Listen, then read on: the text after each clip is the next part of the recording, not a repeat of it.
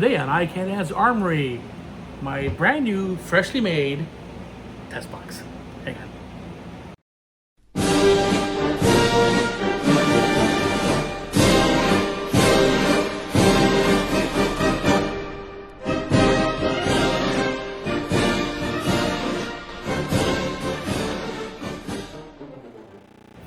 Hey everyone, Sam Schneerly here. This is my 100th Armory video. Who knew I could talk this long? Yes, those who know me, I know I can talk that long. So I thought I'd show my new box off. So here's what's happening with it. I first started with a single meter Dan DeShane test box, which I loved. Used it for like 20 years. In fact, when I bought it, it was one of a lot of 19 or 20 that Dan had made. I was the only one not going to some national governing body. And Dan always said I had the best meter of the bunch, so that was kind of cool. But after a lot of use, it started breaking down. The rotary switch broke off from the mounting, and I realized I need to have a 3 meter box so I could do stuff faster at NACs. Because if I'm switching stuff back and forth on a rotary switch, it takes time. And a NAC, I don't have that kind of time. Nobody does. So I had somebody else build my KFETs, my key little fencing equipment test system. The big purple box made out of wood that I had for about 4 years. Had a 3 meter box, did great. But the problem with the KFETs was I wasn't traveling with it except for wherever I could drive to live in my car. If I had to go to a NAC, I would have to ship it because it's too big to carry. And I realized, I need to have a box I can actually carry with me. So I decided to build my own. I got to that point. I made some changes to the KFETs. I'll go over when I show the box, so hang on, I'll show it to you. Okay, so here's the box. It is in an Apache case. This is basically like Harbor Freight's version of a Pelican case, a lot cheaper. It does the job right. One reason I bought this case was that it actually fit under an airline seat so I can fly with it, which I couldn't do with the other box before. Let's pop it open. This lid does come completely off. I have to remove the pins in the back of the hinges. I'm not going to do that here. But here's the box. You can tell it's definitely a work in progress here. So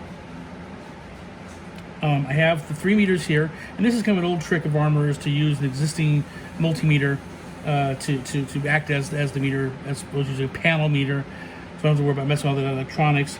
These yellow buttons are the ones that zero the meter, so I hit that one. There's a continuity light for the A line, and there's a little dial below the desktop here where I can actually adjust the zero. B is going, C is going. We have these are the ports for the body cords. These missing ones here, which we put in later because I don't have the parts right now, are for mass cords and the A-line for foil. I actually have taken them out of my old box, which is currently in my car at the repair shop. I'll get that back probably tomorrow. These 3 holes are for LEDs I was going to use. I'm not using right now. This input is for foil only. That one's for epee. This is the ground. This is a secondary ground spot. And this light indicates if it's grounding if you do a bell guard check.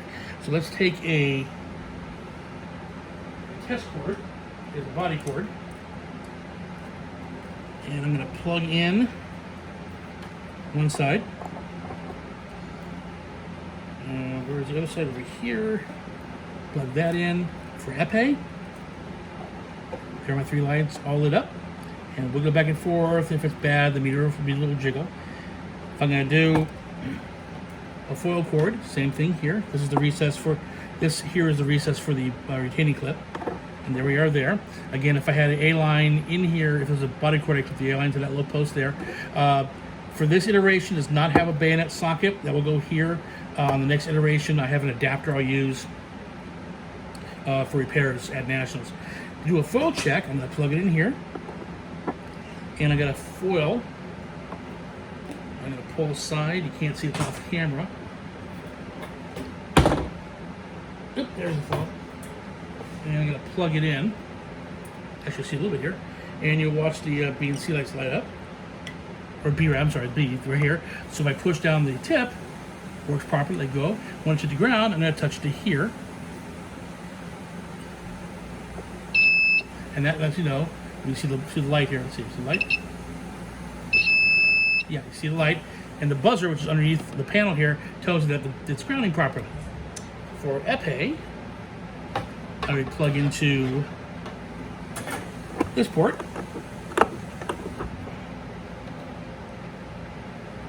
Plug into an epee. And of course, the meter's not going to respond until I push a tip in. C meter, boom, there it goes. All right, and again, if I want to ground check, ground check's fine. That works that way. So that's how the box works. It's just meant for repairs at Nationals. When I come back, I'll put the other sockets on, and Cat, don't put up that cord. And I got a cat spinning with my body cord. And I'll rebuild the box with neater. The cabling will be hidden. Also be a lot neater than it is here. One thing this is meant to do, however, is be made for maintenance. The only things that are underneath the panel here are the connections between the LED, the buzzer, and the battery, which is taped underside here. Everything else, oh no, and also the ground connection. Everything else is either accessible by pulling these up or is on top here. So I have to fix it. It's easy to get to. The wires are color-coded. The red wires are the A line, the white for the B, blue is the C line. So I can again track it down. If there's a problem, the black ones are for the ground line because they're going through power on the negative side. Everything goes through a terminal block. So if I just switch stuff out, it's really easy. And that's it. I'm going to give it a test drive with some repairs I have to do. And this will be with me at Nationals. One more thing here. Over here, this empty spot here is for all my things like my test cables, my LeMay testing weight, things that would normally go into storage in my other box. I have more room here, a pile in here that's going to be. So I have everything I need. And that's the current version of my newly designed test box. It will look much neater when I get it finished off, and I'll show about that when it comes up. As always, happy armoring.